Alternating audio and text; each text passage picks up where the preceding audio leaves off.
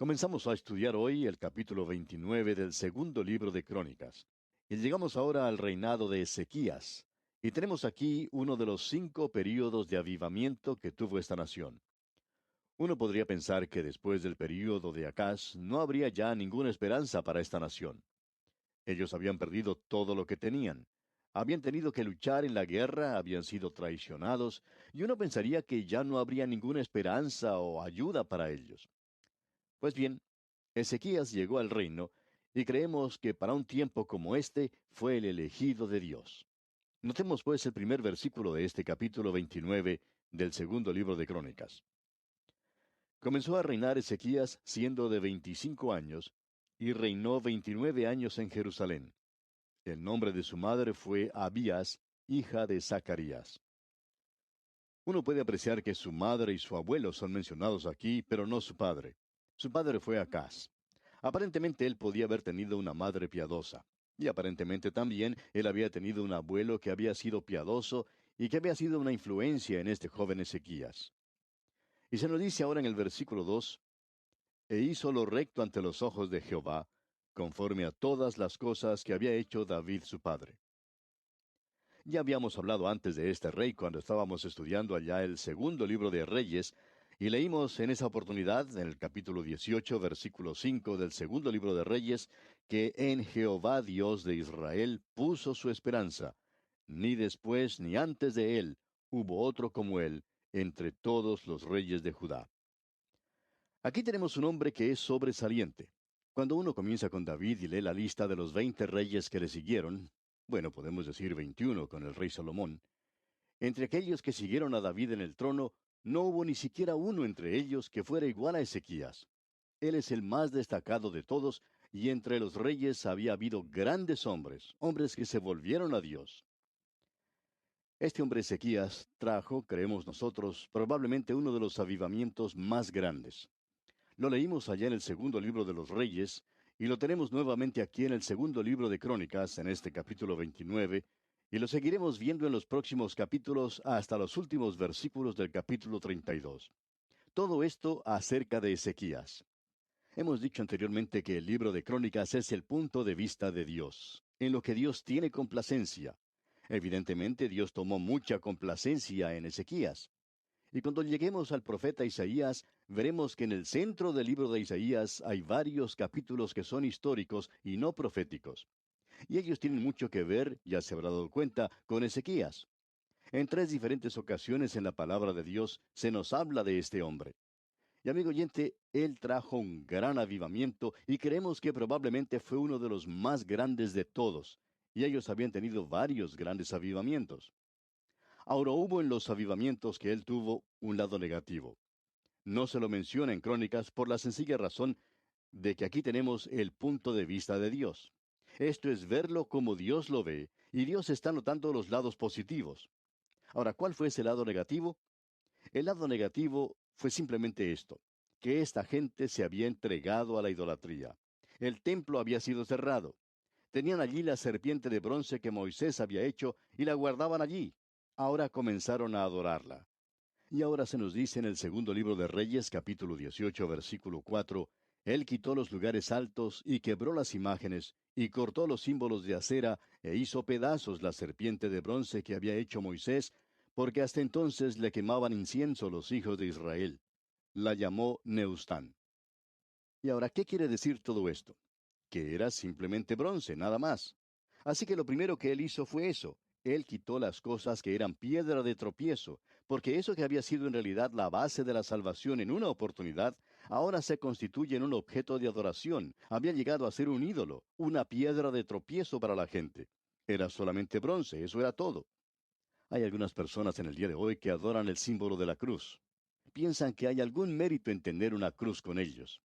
Amigo oyente, no hay ningún mérito en la cruz. Aun si usted pudiera tener la cruz original, no hay ningún mérito en ella, para nada. Este hombre que tenemos ante nosotros, amigo oyente, era un gran hombre de Dios. Si uno quisiera, podría adorar aún en la cocina. Uno puede hasta adorar el grifo de la cocina porque nos da el agua. Uno podría adorar la ventana porque por ella entra la luz. Uno podría también adorar cualquier utensilio de la cocina porque por medio de ellos uno puede hacer la comida. También uno podría adorar su automóvil, por ejemplo. Y quizá en el día de hoy hay muchas personas que en realidad están adorando el televisor. Ellos se inclinan ante él varias veces al día. Amigo oyente, permítanos decirle que no hay ningún mérito en los objetos. El mérito, por supuesto, está en Dios mismo, y eso es lo importante. Así que Ezequías quitó aquello que se había constituido en piedra de tropiezo para la gente, pero ahora hay algo que está en el lado positivo y se lo menciona aquí en el versículo 3 de este capítulo 29 del segundo libro de Crónicas. Leamos este versículo 3. En el primer año de su reinado, en el mes primero, abrió las puertas de la casa de Jehová y las reparó. Ellos habían cerrado las puertas del templo porque nadie lo estaba usando. Acaz fue quien lo cerró. Pero ahora Ezequías lo abre por primera vez en un largo periodo de tiempo. Él comienza a hacer una limpieza de todo.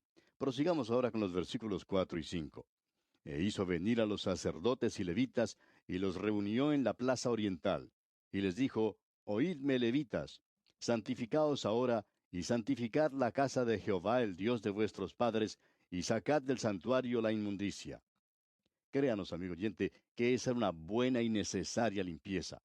Tenían que regresar a vivir en santidad, en honestidad, en integridad. Eso era algo que hacía mucha falta. Y podemos notar aquí varias cosas. Hubo confesión. Leamos los versículos 6 y 7. Porque nuestros padres se han rebelado y han hecho lo malo ante los ojos de Jehová nuestro Dios, porque le dejaron y apartaron sus rostros del tabernáculo de Jehová y le volvieron las espaldas. Y aún cerraron las puertas del pórtico y apagaron las lámparas. No quemaron incienso ni sacrificaron holocausto en el santuario al Dios de Israel. Ya ve usted, ellos habían abandonado a Dios completamente. Ahora notemos lo que este rey Ezequías hace. Pasemos al versículo 20 ahora. Y levantándose de mañana, el rey Ezequías reunió los principales de la ciudad y subió a la casa de Jehová. O sea que él estaba dando un buen ejemplo, dio un testimonio público para Dios. Y creemos, amigo oyente, que esa es una de las cosas que probablemente se necesitan más que cualquiera otra.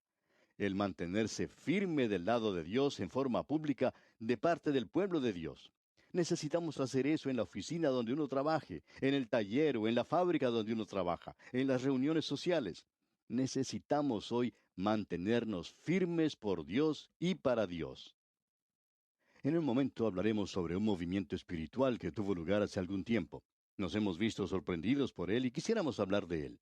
Pero una de las cosas que lo han caracterizado es que aquellos que se han entregado a Cristo son personas que están totalmente dedicadas a Él. Y eso es lo que la iglesia en el día de hoy necesita hacer. Ahora se nos dice algo más acerca de este hombre. Él da una invitación a otros para que vengan a adorar a Dios. Pero vamos a pasar por alto muchas cosas maravillosas que él hizo para llegar pronto al capítulo 30, donde vamos a leer y el versículo primero que dice, envió después Ezequías por todo Israel y Judá, y escribió cartas a Efraín y a Manasés, para que viniesen a Jerusalén, a la casa de Jehová, para celebrar la Pascua a Jehová, Dios de Israel. Su padre había guerreado contra el reino del norte y ellos lo capturaron. Uno pensaría que Ezequías podría llegar a ser un rey con un espíritu de venganza en su corazón, quizá con un espíritu de saldar cuentas. Pero notemos que él abre el templo de Dios, restaura la adoración y da un testimonio público. Ahora él envía una invitación al reino del norte y dice, únanse a nosotros para adorar a Dios. ¿Qué ejemplo más maravilloso es este, amigo oyente? Hay un regreso a la palabra de Dios como podemos apreciar. Y creemos que eso es algo tremendo. Ahora, en los versículos 15 y 16 de este capítulo 30 del segundo libro de Crónicas, leemos, Entonces sacrificaron la Pascua a los 14 días del mes segundo, y los sacerdotes y los levitas, llenos de vergüenza, se santificaron, y trajeron los holocaustos a la casa de Jehová. Y tomaron su lugar en los turnos de costumbre, conforme a la ley de Moisés, varón de Dios, y los sacerdotes esparcían la sangre que recibían de manos de los levitas. ¿Puede ver usted lo que está ocurriendo? Están regresando a la palabra de Dios, así como necesitamos hacerlo nosotros, y ya lo estamos comenzando a ver. Ellos leían la Biblia, ellos habían regresado a la palabra de Dios, lo habían realizado en sus propias vidas y la estaban escuchando y cumpliendo.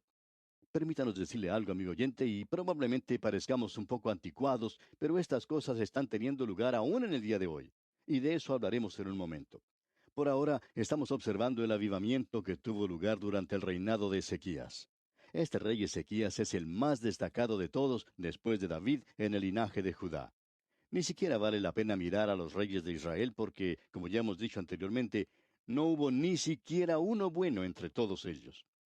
Aquí en Judá sí hubo varios reyes buenos, pero Ezequías aparentemente fue el más destacado de todos. Hemos visto, por ejemplo, que él fue un rey que confió en el Señor y que comenzó a actuar inmediatamente porque cuando llegó al trono, el reino del sur estaba en muy malas condiciones.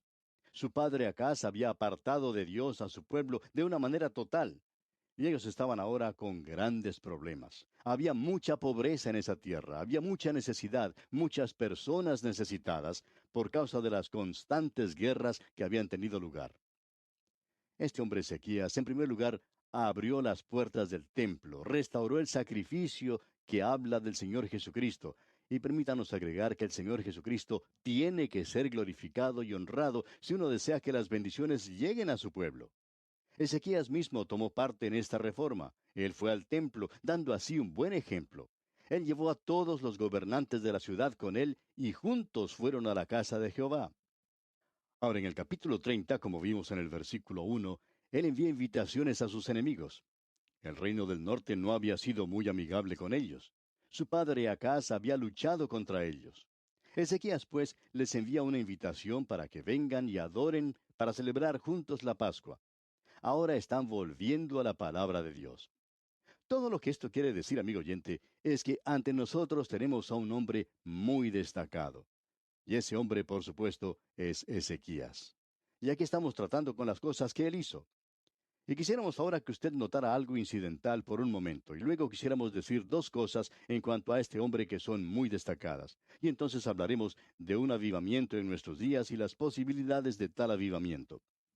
Usted puede notar en el versículo 17 de este capítulo 30 del segundo libro de Crónicas que se habla sobre la Pascua. Los sacerdotes habían esparcido la sangre en el lugar santísimo. Y leemos en los versículos 17 y 18, porque había muchos en la congregación que no estaban santificados, y por eso los levitas sacrificaban la Pascua por todos los que no se habían purificado, para santificarlos a Jehová. Porque una gran multitud del pueblo de Efraín y Manasés y de Isaacar y Zabulón no se habían purificado, y comieron la Pascua no conforme a lo que está escrito. Mas Ezequías oró por ellos diciendo, Jehová, que es bueno, sea propicio a todo aquel que ha preparado su corazón para buscar a Dios. Amigo oyente, creemos que esta es una de las cosas más hermosas que hizo este rey. Él motivó el retorno de su pueblo a Dios y a la palabra de Dios. Y luego envió estas invitaciones que mencionamos. Y desde el reino del norte, muchos llegaron a Jerusalén, muchas personas de diferentes tribus para adorar. Ese gesto fue maravilloso. Pero usted puede apreciar que esta gente no había tenido la palabra de Dios en toda su vida. Ellos habían estado viviendo en el reino del norte, en un lugar de idolatría, y sin embargo, ellos tenían un hambre, un deseo de servir a Dios y obedecerle. Ellos pues llegaron y se suponía que tenían que haber sido purificados, tendrían que haber preparado sus corazones para la Pascua, pero ellos no habían sido santificados. Ellos procedieron a participar de la Pascua sin saber esto. Se lo informaron a Ezequías, y él entonces oró por ellos y dijo, Jehová, que es bueno, sea propicio a todo aquel que ha preparado su corazón para buscar a Dios. ¿No es esto hermoso, amigo oyente, lo que él hizo? Ellos habían obrado así a causa de su ignorancia. Y luego él continúa su oración en los versículos 19 y 20 de este capítulo 30 del segundo libro de Crónicas y dice, a Jehová el Dios de sus padres, aunque no esté purificado según los ritos de purificación del santuario. Y oyó Jehová a Ezequías y sanó al pueblo. ¿No es esto algo maravilloso también? ¿No le parece a usted hermoso, amigo oyente? Revela que el formalismo y las ceremonias no son las cosas de importancia. Lo que sí tiene valor es la condición del corazón de la gente. ¡Qué cosa más maravillosa, más gloriosa la que tenemos ante nosotros! Quisiéramos, amigo oyente, que usted observe a este hombre, porque hallamos que él salió y destruyó los ídolos. Su padre Acaz había traído la idolatría y había ídolos por todas partes. No solamente idolatría, sino que se nos dice aquí en el versículo primero del capítulo 31 que hechas todas estas cosas, todos los de Israel que habían estado allí salieron por las ciudades de Judá y quebraron las estatuas y destruyeron las imágenes de acera y derribaron los lugares altos y los altares por todo Judá y Benjamín y también en Efraín y Manasés hasta acabarlo todo. Después se volvieron todos los hijos de Israel a sus ciudades, cada uno a su posesión. Luego comenzó un gran período de reformación. Y este hombre es el que está guiando todo esto. En primer lugar, digamos que él era un hombre de fe. Y cuando decimos eso, queremos decir algo más de lo que se quiere decir en el día de hoy cuando oímos esa palabra fe. En el día de hoy, la fe popular y la fe de la Biblia son cosas distintas. Y esto es lo que queremos decir. Un miembro de cierta secta dijo que había 4 cosas que uno tenía que hacer para ser salvo. Alguien le preguntó, ¿qué es lo que usted piensa que hay que hacer para ser salvo? Ahora no vamos a mencionar aquí las 4 cosas que él dijo, pero una de ellas dijo que era la fe. Ahora la persona que le hizo la pregunta le respondió que no estaba de acuerdo con ninguna de esas 4 cosas. Y esa persona se quedó un poquito sorprendida y dijo, pues ciertamente usted cree en la fe. Yo sé que es así porque predica sobre ella. Bueno, dijo su interlocutor, yo no hablo de fe de la misma manera en que usted habla de fe. Todo lo que usted está tratando de decir es que si uno puede creer lo suficiente, está bien.